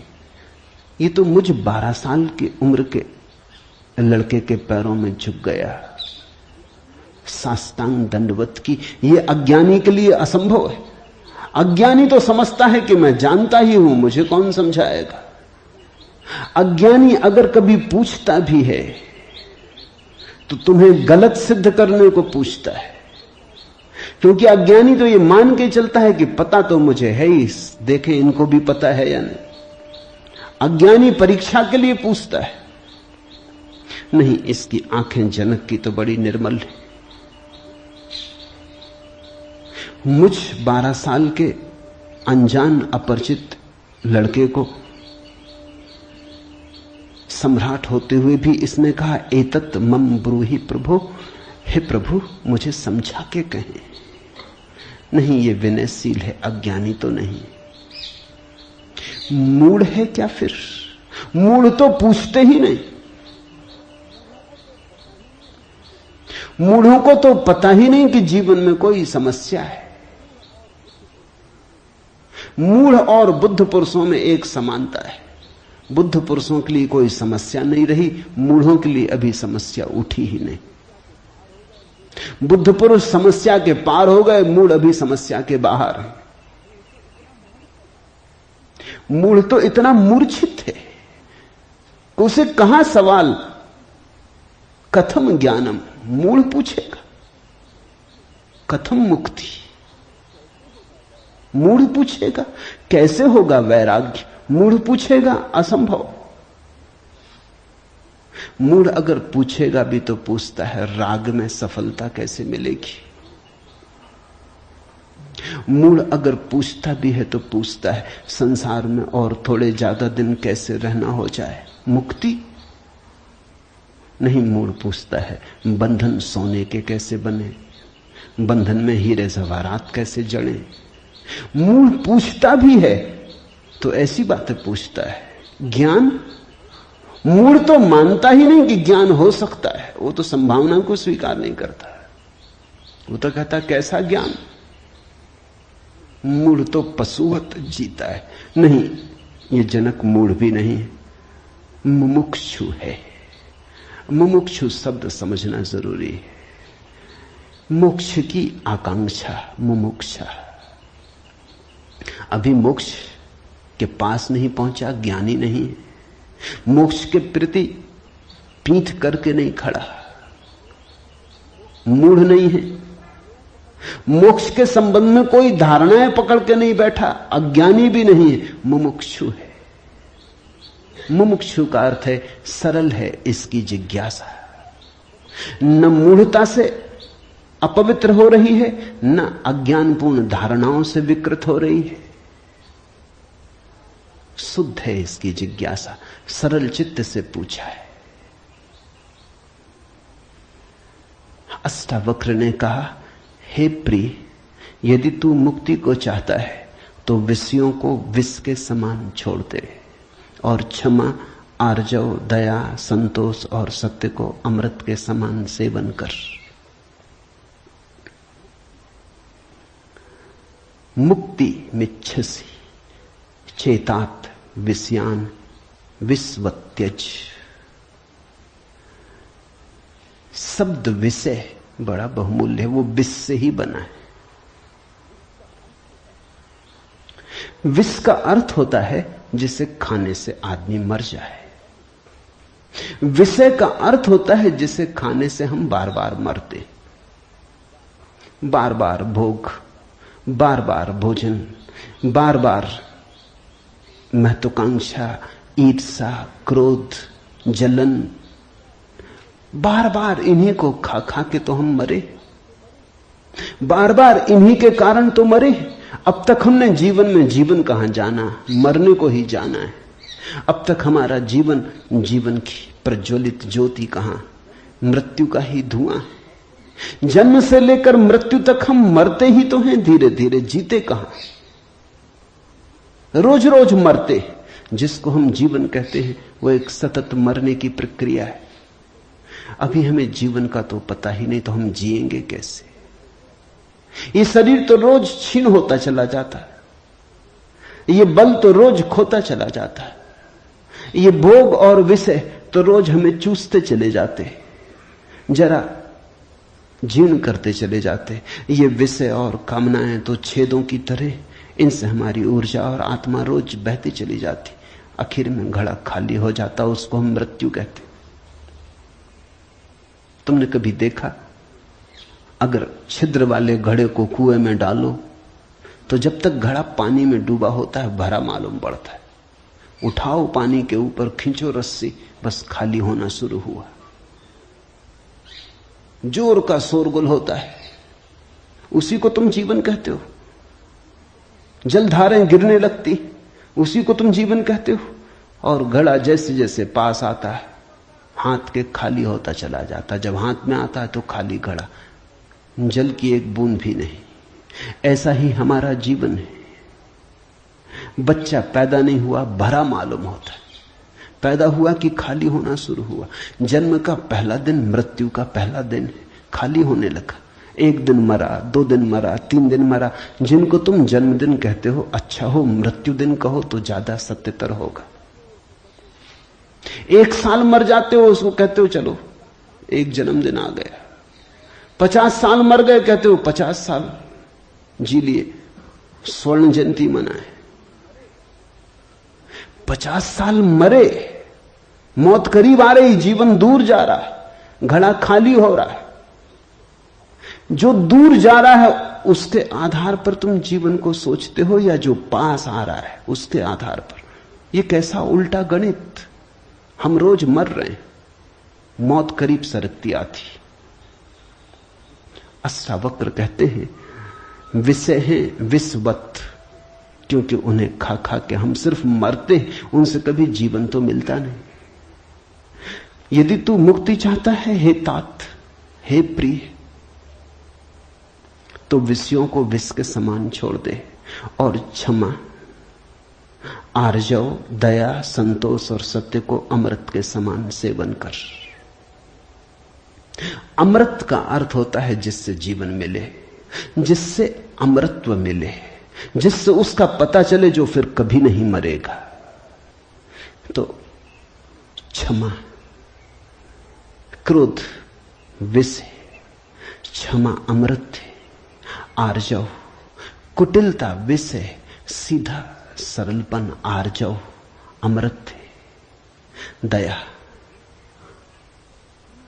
कठोरता, क्रूरता विष है, दया, करुणा अमृत है, संतोष, असंतोष का कीड़ा खाए चला जाता।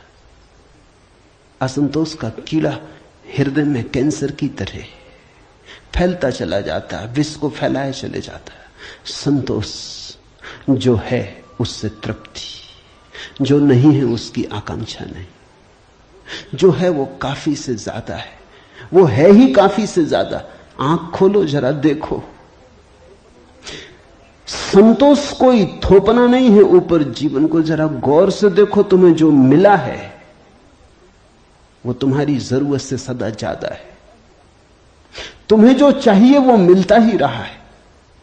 तुमने जो चाहा है वो सदा मिल गया है। तुमने दुख चाहा है तो दुख मिल गया है, तुमने सुख चाहा है तो सुख मिल गया है, तुमने गलत चाहा तो गलत मिल गया है। तुम्हारी चाह ने तुम्हारे जीवन को रचा है। चाह बीज है, फिर जीवन उसकी फसल है। जन्मों जन्मों में जो तुम चाहते रहे हो वही तुम्हें मिलता रहा है। कई बार तुम सोचते हो हम कुछ और चाह रहे हैं, जब मिलता है तो कुछ और मिलता है। तो तुम्हारे चाहने में भूल नहीं हुई है, सिर्फ तुमने चाहने के लिए गलत शब्द चुन लिया था। जैसे तुम चाहते हो सफलता, मिलती है विफलता, तुम कहते हो विफलता मिल रही, चाही तो सफलता थी।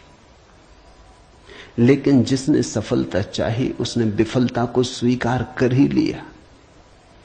वो विफलता से भीतर डर ही गया है। विफलता के कारण ही तो सफलता चाह रहा है। और जब जब सफलता चाहेगा तब तक विफलता का ख्याल आएगा। विफलता का ख्याल भी मजबूत होता चला जाएगा।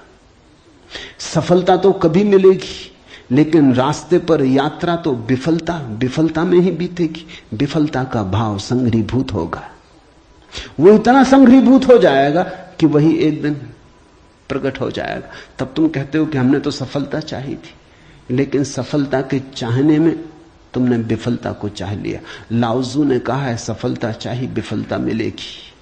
अगर सचमुच सफलता चाहिए हो, सफलता चाहना ही मत, फिर तुम्हें कोई विफल नहीं कर सकता। तुम कहते हो हमने सम्मान चाहा था, अपमान मिल रहा है। सम्मान चाहता ही वही व्यक्ति है जिसका अपने प्रति कोई सम्मान नहीं। वही तो दूसरों से सम्मान चाहता है। अपने प्रति जिसका अपमान है वही तो दूसरों से अपने अपमान को भर लेना चाहता है, ढांक लेना चाहता है। सम्मान की आकांक्षा इस बात की खबर है कि तुम अपने भीतर अपमानित अनुभव कर रहे हो। तुम्हें अनुभव हो रहा है कि मैं कुछ भी नहीं हूं, दूसरे मुझे कुछ बना दे, सिंहासन पे बिठा दे, फताकाएं फहरा दे, झंडे उठा ले मेरे नाम के, दूसरे कुछ कर दे। तुम भिखमंगे हो। तुमने अपना अपमान तो खुद कर लिया जब तुमने सम्मान चाहा, और यह अपमान गहन होता जाएगा। लाओसू कहता है मेरा कोई अपमान नहीं कर सकता क्योंकि मैं सम्मान चाहता ही नहीं। यह सम्मान को पा लेना है। लाओजू कहता है मुझे कोई हरा नहीं सकता क्योंकि जीत की हमने बात ही छोड़ दी, अब हराओगे कैसे? तुम उसी को हरा सकते हो जो जीतना चाहता है। अब ये जरा उलझा हुआ हिसाब है। इस दुनिया में सम्मान उन्हें मिलता है जिन्होंने सम्मान नहीं चाहा। सफलता उन्हें मिलती है जिन्होंने सफलता नहीं चाही, क्योंकि जिन्होंने सफलता नहीं चाही उन्होंने तो स्वीकार ही कर लिया कि सफल तो हम हैं ही, अब और चाहना क्या है। सम्मान तो हमारे भीतर आत्मा का है ही, अब और चाहना क्या है। परमात्मा ने सम्मान दे दिया तुम्हें पैदा करके, अब और किसका सम्मान चाहते हो? परमात्मा ने तुम्हें काफी गौरव दे दिया, जीवन दिया, यह सौभाग्य दिया कि आंख खोलो देखो हरे वृक्षों को, फूलों को, पक्षियों को, कान दिए सुनो संगीत को, जलप्रपात के मरमर को, बोध दिया कि बुद्ध हो सको। अब और क्या चाहते हो? सम्मानित तो तुम हो गए, परमात्मा ने तुम्हें प्रमाण पत्र दिया। तुम भिखारी की तरह किन से प्रमाण पत्र मांग रहे हो? उनसे जो तुमसे प्रमाण पत्र मांग रहे। ये बड़ा मजेदार मामला है। दो भिखारी एक दूसरे के सामने खड़े भीख मांग रहे। ये भीख मिलेगी कैसे? दोनों भिखारी हैं। तुम किससे सम्मान मांग रहे हो? किसके सामने खड़े हो? ये अपमान कर रहे हो तुम अपना, और यही अपमान गहन होता जाएगा। संतोष का अर्थ होता है देखो जो तुम्हारे पास है, देखो जरा आंख खोल के जो तुम्हें मिला ही है। ये अष्टावक्र की बड़ी बहुमूल्य कुंजी है, ये धीरे धीरे तुम्हें साफ होगी। अष्टावक्र की दृष्टि बड़ी क्रांतिकारी है, बड़ी अनूठी, जड़ मूल से क्रांति की है। संतोष और सत्य को अमृत के समान सेवन कर, क्योंकि असत्य के साथ जो जिएगा वो असत्य होता चला जाएगा। जो असत्य को बोलेगा, असत्य को जिएगा, स्वभावतः असत्य से घिरता चला जाएगा। उसके जीवन से संबंध विच्छिन्न हो जाएंगे, जड़ें टूट जाएंगी। परमात्मा में जड़ें चाहते हो तो सत्य के द्वारा ही वे जड़ें हो सकती हैं। प्रामाणिकता और सत्य के द्वारा ही तुम परमात्मा से जुड़ सकते हो। परमात्मा से टूटना है तो असत्य का धुआं पैदा करो, असत्य के बादल अपने पास बनाओ। जितने तुम असत्य होते चले जाओगे उतने परमात्मा से दूर होते चले जाओगे। तू न पृथ्वी है, न जल है, न वायु है, न आकाश है। मुक्ति के लिए आत्मा को, अपने को, इन सब का साक्षी चैतन्य जान। सीधी सीधी बातें, भूमिका भी नहीं। अभी 2 वचन नहीं बोले अष्टावक्र ने कि ध्यान आ गया, कि समाधि की बात आ गई। जानने वाले के पास समाधि के अतिरिक्त और कुछ जताने को है भी नहीं। वो 2 वचन भी बोले, क्योंकि एकदम से अगर समाधि की बात होगी तो शायद तुम चौंक ही जाओगे, समझ ही ना पाओगे। मगर 2 वचन और सीधी समाधि की बात आ गई। अष्टावक्र 7 कदम भी नहीं चलते, बुद्ध तो 7 कदम चले, 8वें कदम पे समाधि। अष्टावक्र तो पहला कदम ही समाधि का उठाते। तू न पृथ्वी है, न जल, न वायु, न आकाश। ऐसी प्रतीति में अपने को थिर कर। मुक्ति के लिए आत्मा को, अपने को, इन सब का साक्षी चैतन्य जान। साक्षी सूत्र है, इससे महत्वपूर्ण सूत्र और कोई भी नहीं। देखने वाले बनो, जो हो रहा है उसे होने दो, उसमें बाधा डालने की जरूरत नहीं। ये देह तो जल है, मिट्टी है, अग्नि है, आकाश है। तुम इसके भीतर तो वो दिए हो जिसमें ये सब जल, अग्नि, मिट्टी, आकाश, वायु प्रकाशित हो रही। तुम दृष्टा हो। इस बात को गहन करो। साक्षिणाम चिद्रूपम आत्मानम विद्धि। ये इस जगत में सर्वाधिक बहुमूल्य सूत्र है। साक्षी बनो। इसी से होगा ज्ञान, इसी से होगा वैराग्य, इसी से होगी मुक्ति। प्रश्न 3 थे, उत्तर 1 है। यदि तू देह को अपने से अलग कर और चैतन्य में विश्राम कर स्थित है, तो तू अभी ही सुखी, शांत और बंध मुक्त हो जाएगा। इसलिए मैं कहता हूं, यह जड़ मूल से क्रांति है। पतंजलि इतनी हिम्मत से नहीं कहते कि अभी ही। पतंजलि कहते हैं करो अभ्यास, यम नियम साधो, प्राणायाम, प्रत्याहार, आसन शुद्ध करो। जन्म जन्म लगेंगे तब सिद्धि है। महावीर कहते हैं 5 महाव्रत, और तब जन्म जन्म लगेंगे, तब होगी निर्जरा, तब कटेगा जाल कर्मों का। सुनो अष्टावक्र को। यदि देहम पृथकृत्य चित्ति विश्राम्य तिष्ठसि अधुनैव सुखी शांतो बंध मुक्तो भविष्यसि। अधुनैव, अभी, यहीं, इसी क्षण। यदि तू देह को अपने से अलग कर और चैतन्य में विश्राम कर स्थित है। अगर तूने एक बात देखनी शुरू कर दी कि ये देह मैं नहीं हूं, मैं करता और भोगता नहीं हूं, ये जो देखने वाला मेरे भीतर छिपा है, जो सब देखता है।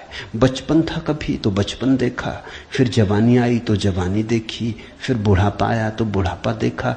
बचपन नहीं रहा तो मैं बचपन तो नहीं हो सकता। आया और गया, मैं तो हूं। जवानी नहीं रही तो मैं जवानी तो नहीं हो सकता। आई और गई, मैं तो हूं। बुढ़ापा आया, जा रहा है, तो मैं बुढ़ापा नहीं हो सकता, क्योंकि जो आता है जाता है वो मैं कैसे हो सकता हूं। मैं तो सदा हूं। जिस पे बचपन आया, जिस पे जवानी आई, जिस पे बुढ़ापा आया, जिस पे 1000 चीजें आई और गई, मैं वही शाश्वत हूं। स्टेशनों की तरह बदलती रहती बचपन, जवानी, बुढ़ापा, जन्म, यात्री चलता जाता। तुम स्टेशन के साथ अपने को एक तो नहीं समझ लेते। पूना की स्टेशन पर तुम ऐसा तो नहीं समझ लेते कि मैं पूना हूं। फिर पहुंचे मनमाड़ तो ऐसा तो नहीं समझ लेते कि मैं मनमाड़ हूं। तुम जानते हो कि पूना आई गई, मनमाड़ आया गया। तुम तो यात्री हो, तुम तो दृष्टा हो जिसने पूना देखी, पूना आई। जिसने मनमाड़ देखा मनमाड़ आया। तुम तो देखने वाले हो। तो पहली बात, जो हो रहा है उसमें से देखने वाले को अलग कर लो, देह को अपने से अलग कर, और चैतन्य में विश्राम। और करने योग्य कुछ भी नहीं है। जैसे लाओसू का सूत्र है समर्पण, वैसे अष्टावक्र का सूत्र है विश्राम, रेस्ट। करने का कुछ भी नहीं है। मेरे पास लोग आते हैं, वो कहते हैं ध्यान कैसे करें। वो प्रश्न ही गलत पूछ रहे हैं। गलत पूछते हैं तो मैं उनको कहता हूं करो। क्या करोगे? तो उनको बता देता हूं कि करो, कुछ ना कुछ तो करना ही पड़ेगा। अभी तुम्हें करने की खुजलाहट है तो उसे तो पूरा करना होगा। खुजली है तो क्या करोगे? बिना खुजाए नहीं बनता। लेकिन धीरे धीरे उनको करवा करवा के थका डालता हूं। फिर वो कहते हैं अब इससे छुटकारा दिलवाओ। अब कब तक ये करते रहे? उनको तो मैं तो पहले ही राजी था, लेकिन तुम्हें समझने में जरा देर लगी। अब विश्राम करो। ध्यान का आत्यंतिक अर्थ विश्राम है। चित्ती विश्राम में तिष्ठसि, जो विश्राम में ठहरा देता अपने चेतना को, जो होने मात्र में ठहर जाता, कुछ करने को नहीं। क्योंकि जिसे तुम खोज रहे हो वो मिला ही हुआ है। क्योंकि जिसे तुम खोज रहे हो उसे कभी खोया ही नहीं। उसे खोया नहीं जा सकता, वही तुम्हारा स्वभाव है। अयम आत्मा ब्रह्म, तुम ब्रह्म हो, अनल हक, तुम सत्य हो। कहां खोजते हो? कहां भागे चले जाते हो? अपने को ही खोजने कहां भागे चले जाते हो? रुको, ठहरो। परमात्मा दौड़ने से नहीं मिलता, क्योंकि परमात्मा दौड़ने वाले में छिपा है। परमात्मा कुछ करने से नहीं मिलता, क्योंकि परमात्मा करने वाले में छिपा है।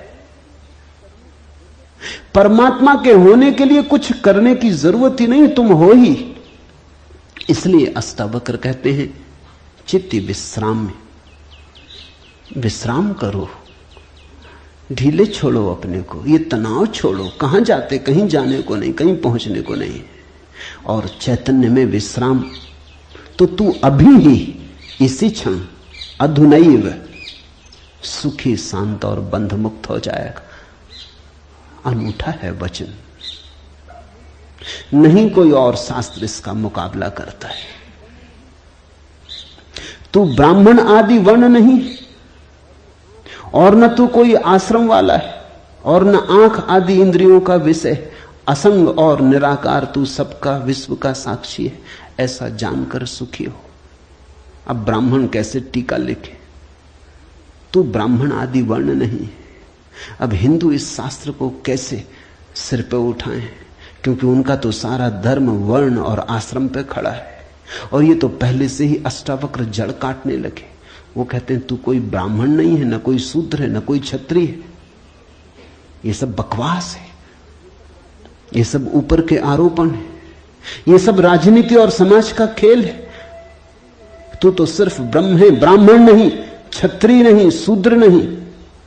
तू ब्राह्मण आदि वर्ण नहीं, और न तू कोई आश्रम वाला है, और न तो यह है कि तू ब्रह्मचर्य आश्रम में है कि गृहस्थाश्रम में है कि वानप्रस्थ की संन्यास। कोई आश्रम वाला नहीं है। तू तो इन सारी स्थानों के भीतर से गुजरने वाला दृष्टा साक्षी। अष्टावक्र की गीता है, हिंदू दावा नहीं कर सकते हमारी। अष्टावक्र की गीता सबकी है। अगर अष्टावक्र के समय में मुसलमान होते, हिंदू होते, ईसाई होते, तो उन्होंने कहा होता न तू हिंदू है, न तू ईसाई है, न तू मुसलमान है। अब ऐसे अष्टावक्र को कौन मंदिर बनाए? इसके लिए कौन इसके शास्त्र को सिर पे उठाए? कौन दावेदार बने? क्योंकि ये सभी का निषेध कर रहे हैं। मगर ये सत्य की सीधी घोषणा है, असंग और निराकार तू सबका विश्व का साक्षी है, ऐसा जानकर सुखी हो। अष्टावक्र ये नहीं कहता कि ऐसा तुम जानोगे तो फिर सुखी होगे। वचन को ठीक से सुनना। अष्टावक्र कहते हैं ऐसा जानकर सुखी हो। न त्वम विप्रादिको वर्णनो नाश्रमी नाक्ष गोचरा असंगो असि निराकारो विश्व साक्षी सुखी भव। सुखी भव, अभी हो सुखी। जनक पूछते हैं कैसे सुख होगा, कैसे बंधन मुक्ति होगी, कैसे ज्ञान होगा। अष्टावक्र कहता है अभी हो सकता, क्षण मात्र की भी देर करने की कोई जरूरत नहीं है। इसे कल पर छोड़ने का कोई कारण नहीं, स्थगित करने की कोई जरूरत नहीं। ये घटना भविष्य में नहीं घटती, या तो घटती है अभी या कभी नहीं घटती। जब घटती है तब अभी घटती है, क्योंकि अभी के अतिरिक्त कोई समय ही नहीं है। भविष्य कहां है? जब आता है तब अभी की तरह आता है। तो जो भी ज्ञान को उत्पन्न हुए हैं अभी उत्पन्न हुए। कभी पर मत छोड़ना, वो मन की चालाकी है। मन कहता है इतने जल्दी कैसे हो सकता है, तैयारी तो कर ले। मेरे पास लोग आते हैं, वो कहते हैं संन्यास लेना, लेंगे कभी, कभी कभी ना लोगे। कभी पर टाला तो सदा के लिए टाला, कभी आता ही नहीं। लेना हो तो अभी, अभी के अतिरिक्त कोई समय ही नहीं है। अभी है जीवन, अभी है मुक्ति, अभी है अज्ञान, अभी है ज्ञान, अभी है निद्रा, अभी हो सकता जागरण। कभी क्यों? कठिन होता मन को, क्योंकि मन कहता है तैयारी तो करने दो। मन कहता है कोई भी काम तैयारी के बिना कैसे घटता। आदमी को विश्वविद्यालय से प्रमाण पत्र लेना है तो वर्षों लगते, डॉक्टरेट करनी है तो 20-25 साल लग जाते, मेहनत करते करते फिर आदमी आके डॉक्टर हो पाता। अभी कैसे हो सकते? अष्टावक्र भी जानते, दुकान करनी हो तो अभी थोड़ी खुल जाएगी। इकट्ठा करना पड़े, आयोजन करना पड़े, सामान लाना पड़े, दुकान बनानी पड़े, ग्राहक खोजने पड़े, विज्ञापन भेजना पड़े, वर्षों लगते हैं। इस जगत में कोई भी चीज अभी तो घटती नहीं, क्रम से घटती है। ठीक है, अष्टावक्र भी जानते हैं, मैं भी जानता हूं। लेकिन एक घटना यहां ऐसी है जो अभी घटती है, वो परमात्मा है। वो तुम्हारी दुकान नहीं, न तुम्हारा परीक्षालय, न तुम्हारा विश्वविद्यालय। परमात्मा क्रम से नहीं घटता, परमात्मा घट ही चुका है। आंख भर खोलने की बात है, सूरज निकल ही चुका है। सूरज तुम्हारे आंख के लिए नहीं रुका है कि तुम जब आंख खोलोगे तब निकलेगा।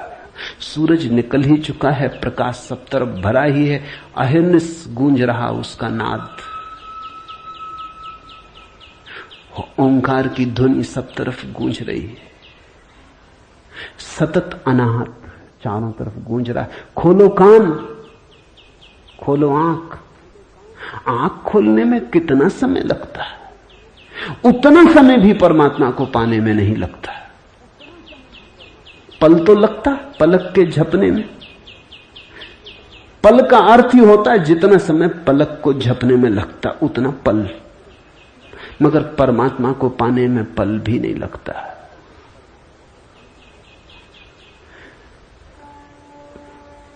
विश्व साक्षी असंगो वसी निराकारो सुखी भव। अभी हो सुखी। उधार नहीं है अष्टावक्र का धर्म, नगद, कैश।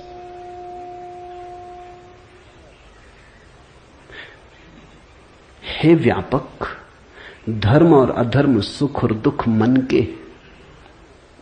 धर्म और अधर्म, सुख और दुख मन के, तेरे लिए नहीं। तू न करता है न भोगता है, तू तो सर्वदा मुक्ति ही है। मुक्ति हमारा स्वभाव है, ज्ञान हमारा स्वभाव है, परमात्मा हमारा होने का ढंग है, हमारा केंद्र है, हमारे जीवन की श्वास है, हमारा होना है। धर्मो अधर्मो सुखम दुखम मान सानी नते विभो। अष्टावक्र कहते हैं, हे व्यापक, हे विभावान, हे विभूति संपन्न, धर्म और अधर्म, सुख और दुख मन के, ये सब मन की ही तरंगे। बुरा किया, अच्छा किया, पाप किया, पुण्य किया, मंदिर बनाया, दान दिया, सब मन के। न कर्तासी न भोक्तासी, मुक्त एवासी सर्वदा। तू तो सदा मुक्त है, तू तो सर्वदा मुक्त है। मुक्ति कोई घटना नहीं है जो हमें घटानी। मुक्ति घट चुकी है हमारे होने में। मुक्ति से बना है ये अस्तित्व, इसका रोआ रोआ रंच रंच मुक्ति से निर्मित है। मुक्ति है धातु जिससे बना है सारा अस्तित्व। स्वतंत्रता स्वभाव है, ये उद्घोषणा। बस समझी कि क्रांति घट जाती है, समझने के अतिरिक्त तो कुछ करना नहीं। ये बात ख्याल में उतर जाए, तुम सुन लो इसे मन भर के बस। तो आज इतना ही कहना चाहूंगा। अष्टावक्र को समझने की चेष्टा भर करना। अष्टावक्र में करने का कोई इंतजाम नहीं है, इसलिए तुम ये मत सोचना कि अब कोई तरकीब निकलेगी जो हम करेंगे। अष्टावक्र कुछ करने को कहते ही नहीं, तुम विश्राम से सुन लो। करने को कुछ होने वाला ही नहीं है, इसलिए तुम कॉपी वगैरह नोटबुक लेके मत आना कि लिख लेंगे, कुछ आएगा सूत्र तो नोट कर लेंगे, करके देख लेंगे। करने का यहां कुछ काम ही नहीं है, इसलिए तुम भविष्य की फिक्र छोड़ के सुनना। तुम सिर्फ सुन लेना, तुम सिर्फ मेरे पास बैठ के शांत भाव से सुन लेना, विश्राम में सुन लेना। सुनते सुनते तुम मुक्त हो जा सकते हो। इसलिए महावीर ने कहा है कि श्रावक मुक्त हो सकता है सिर्फ सुनते सुनते। श्रावक का अर्थ होता है जो सुनते सुनते मुक्त हो जाए। साधु का तो अर्थ ही इतना है कि जो सुन सुन के मुक्त ना हो सका, थोड़ा कमजोर बुद्धि का है, कुछ करना पड़ा। सिर्फ कोड़े की छाया काफी न थी, घोड़ा जरा कुजात है, कोड़ा फटकारा तब थोड़ा चला, या मारा तो थोड़ा चला। छाया काफी है, तुम सुन लेना, कोड़े की छाया दिखाई पड़ जाएगी। तो अष्टावक्र के साथ एक बात स्मरण रखना, कुछ करने को नहीं है, इसलिए तुम आनंद भाव से सुन सकते हो। इसमें से कुछ निकालना नहीं है कि फिर करके देखेंगे। जो घटेगा वो सुनने में घटेगा। सम्यक श्रवण सूत्र है। अधुनैव सुखी शांतो बंध मुक्तो भविष्यसि। अभी हो जा मुक्त, इसी क्षण हो जा मुक्त। कोई रोक नहीं रहा, कोई बाधा नहीं, हिलने की भी जरूरत नहीं है। जहां है वहीं हो जा मुक्त, क्योंकि मुक्त तू है ही। जाग और हो जा मुक्त। असंगो असि निराकारो विश्व साक्षी सुखी भव। हो जा सुखी। एक पल की भी देर करने की कोई जरूरत नहीं। छलांग है, क्वांटम छलांग। सीढ़ियां नहीं है अष्टावक्र में, क्रमिक विकास नहीं है, सडन इसी क्षण हो सकता है। हरिओम तत्सत। आज इतना ही।